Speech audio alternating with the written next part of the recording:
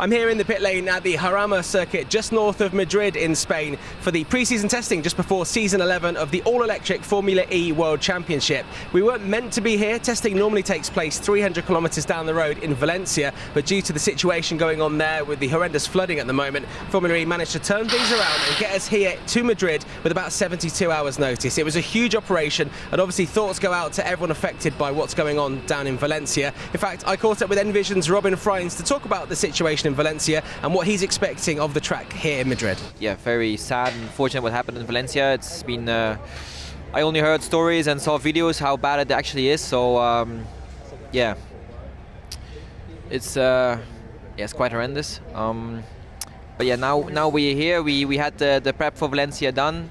A track here which I never really been to, never really know it was existing at the first place. But Formula 1 was here in the 80s, I heard. But we did the track walk yesterday, and it looks very, very nice to drive, very floaty, goes up and down. So I think it's going to be a nice, a nice way to start the season. We've seen you, obviously, for quite a few seasons now. You've been back at Envision for one season after that season away. When you come into preparing for a new season, do you have a ritual now? I know that for you, it's not really a new season because you're always racing. But when you come into a new Formula E season, is there a bit of a ritual that gets you back into the swing of things? Not particularly, no. As you say, I'm quite busy, so I was in Bahrain last week, finishing my season now, starting a new one. It's just basically turning a page and start again. We didn't really had the best season last year. We had good pace. We were strong-ish in qualifying, but we really did not really put the results together which we wanted to. So we knew we had a good car, and hopefully it's going to be the same. We had some good results in Portland, especially with double podium. So we've been focusing on especially the races. Now, yeah, things have been changing again for next year with different rules, etc.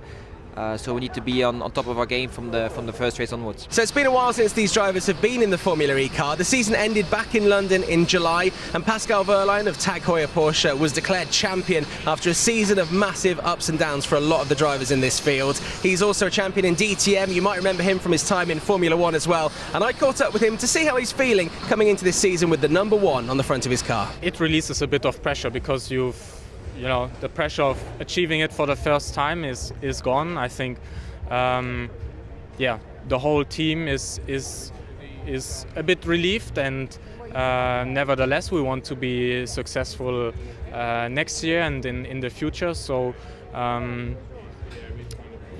let's say the feeling and the mindset is very positive. But we start from zero again now, and we still need to deliver also in the future. So I think the most pressure now is coming from ourselves to perform well, but it has relieved some pressure, definitely. Excellent. Well, look, the car looks very different given that it's very purple. And I mean, we're not seeing it fully, it's kind of tucked away in the garage there, but I'm looking forward to seeing it out on track. How do you like it? I love it. I think it's really nice to be a bit different.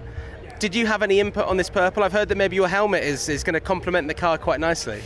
Yeah, it's the favorite color of my fiancé and of my daughter, so I really pushed for it. Okay. I designed it. Now, many motorsport fans will know that testing is seriously important because teams get their hands on any updates to the car, any changes in the specification, and they basically just run around the track and just make the tweaks they need before the first race of the season. That's not coming up until December the 7th in Brazil, but obviously the teams this week are playing around with all kinds of things, including the new four-wheel drive, which is going to be used off the start line and in attack mode, and also during qualifying in parts. And also there's a brand new front wing, and one of the new drivers on the grid, Zane Maloney with Lola Yamaha ABT, told me how this car compares to the car you may have seen him driving earlier this year in F2. You feel like you're in an airplane when you go off the line. I think 0 to 100 is 1.8 seconds or something. It's 1.82, yeah. Yeah, it's crazy. It's going to be cool. I mean, of course, in the race you're trying to save energy, not use energy, so we'll see what everyone does. But it's cool. The four-wheel drive is good fun for the drivers. Yeah, it's going to be great to see you out there. Great to see you have a full-time drive, and also great to see Lola and Yamaha and ABT all teaming up. Very striking car as well. So for fans, it's a Barbados car as well. Yeah. Oh, that's it, isn't it? Blue and yellow. Wow, this is is it how it came together? They were like, who do we get to drive this car? Yeah, they thought just about me and Barbados, and that's how we chose the livery. So imagine driving this car with the Barbados colours in Barbados. You know, get Rihanna to play as well before That's the race. The dream. Why not? Yeah. Yeah, that's the dream. Get Rihanna live show before. Yeah, perfect. In the Barbados colours. And then we'll have got the T20 in the evening afterwards. But it's all coming together. I'll leave that with you. You can get that sorted. 2025. Well, Zay Maloney isn't the only rookie on the grid this year. We've also got Taylor Barnard. He also joins from FIA F2, but he did race a few times last year with Sam Bird out with a broken hand. Now, Sam Bird is his teammate this year at NEOM McLaren, and there's a little bit of an age difference. Sam is one of the veterans. He's been here in Formula E since the very start, so he's taking Taylor under his wing, and he's also teaching him how to play golf, because it's very important. If you want to drive for Zach Brown and drive alongside a lineup that includes Lando Norris, you need to know how to hit a ball well. Happy to take part, and I think it's quite good as a team bonding thing as well. Like, if you can get F1, IndyCar and Formula E all on the same kind of, at the course at the same time, it kind of builds that connection between the 3 championships, which you don't really see in other teams. So I think it's something that we've got quite special. Who would you actually have lessons with out of those drivers? Because Sam thinks he's pretty good. I've not played with Sam, but I've heard he's pretty good. Honestly, I don't know what kind of skill level everyone's at the minute.